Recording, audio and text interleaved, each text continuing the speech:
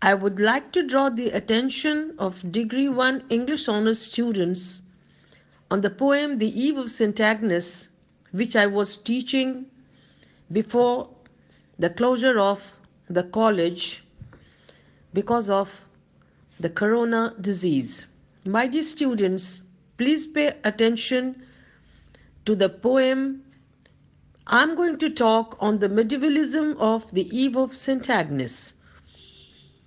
There is a distinct element of medievalism in the writings of Keats, which is revealed in the choice of the subject matter as well as in his method. His Eve of St. Agnes, Isabella, La Belle Dame sans Mercy are full of the medieval atmosphere. This medievalism, however, is to be distinguished from that of Scott's or Coleridge's. To Scott, the spectacular aspect of medievalism appealed most strongly. Battles, processions, hunts, and feasts occupy his pages. He delights in painting knights and soldiers. To Coleridge, medievalism appealed in its mystical aspect. The devotion, the superstition, and the ecstasies of the medieval people are dealt with in his poems like Christabel, The Rime of Ancient Mariner, and Kubla Khan. Keats didn't care for either the spectacular or mystical aspect. It was the romantic aspect of medievalism that appealed to him. The romance, the glamour of the medieval age filled his heart. Its sculpture and architecture, its paintings and embroidery fascinated him. The romance and chivalry of love, the melancholy of despair, the baronial chapel with the sculptured dead, the riotous feast and dance in the brilliantly lighted hall, these are some of the medievalism that Keats delighted in portraying. I think poetry should surprise by a fine excess, says Keats in one of his letters. The mission of poetry is amply discharged in the Eve of St. Agnes and other story poems of Keats. The Eve of St. Agnes is best illustration of Keats's medievalism. Love all daring, all enduring, and faithful unto death. The spirit of nobility and chivalry, the strange and weird, the adventurous, the touch of the fairyland, all these dwelt in the poem. In reading it, we are taken out of the work, a day atmosphere, into a land of enchantment where we feel the air of romance breathing around us. Madeline's castle, with the knights and ladies, gay its midnight feast and revelry, its architecture are gorgeous, are true to history. The superstition of the Middle Ages is hinted at in the belief that young virgins might be vouchsafed a vision of the future husbands by the performance of certain rites. There is also an elfin storm from a fairy land that come to aid the lovers. There is also an elfin storm from a fairy land that come to aid the lover's flight. The religion side of the medieval life, its prayers, fastings, and midnight vigils, has been thoroughly emphasized. But there are certain minor points in Keats's delineation of medieval life that are found to be untrue to history, as Professor Hales has observed. If archaeology is somewhat inaccurate, we are not introduced into the veritable medieval world. Keats confuses the medieval hall to the modern vestibules. He uses scutcheon to denote simply armorial bearings. Carpet, in the sense Keats uses the term, was unknown in medieval days. Laced bodices came into fashion only in the 18th century. These minor discrepancies detract us but little from the value of the poem.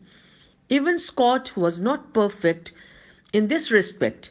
Keats cared no more for history, but he did for contemporary polities. It is the artistic presentation of medieval life that constitutes the chief beauty of the poem. The poem, though written in the 19th century, breathes in the medieval age. The pictures of this poem are typical of the Middle Ages.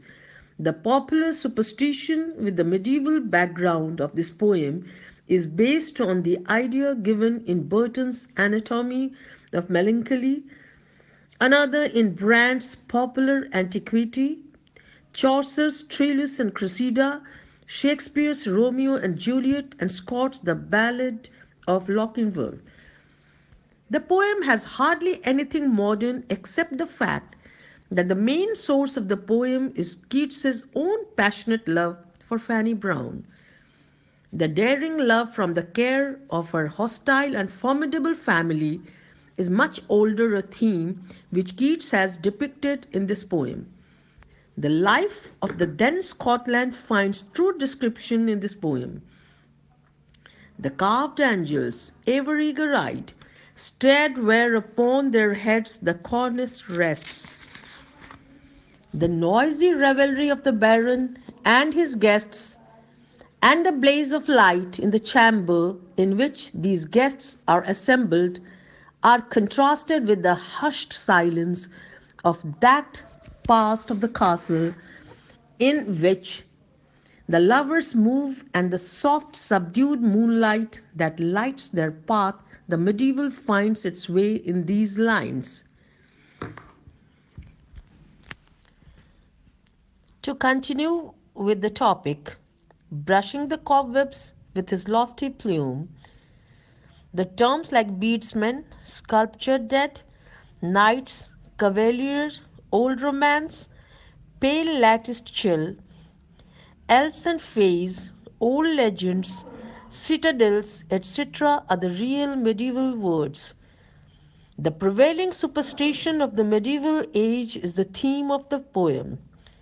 The superstition is that by taking certain measures of divination on the eve of St. Agnes, such as fasting and certain rituals, and retiring to the bed alone and lie supine on their bed in a meditative mood, damsels may get a sight of their future husbands in their dreams. In this medieval legend, everyone had full faith. Angela, Madeline, Porphyro, and all the others believed that Madeline is sure to have the vision of a lover that night. Thirdly, we see that religious faith has been vividly described in the medieval background. All seem to be taken up by the eve of St. Agnes. All the three characters are great believers in St. Agnes. The whole atmosphere seems to sing the glory of the day. We get a glimpse of chivalry. The Arabian knights and cavaliers were not only ferocious fighters but wonderful suitors, and they were seen trying their luck with Madeline, which again has the fervor of medievalism. Last but not the least, the narrative art of Keats with Spenserian stanzas are quite in the line of medieval tradition. My dear students, please listen to this lecture again and again and try to capture the medievalism of the eve of St. Agnes, because medievalism of the eve of St. Agnes is the most important topic of the poem, apart from sensuousness and romantic elements. Thank you.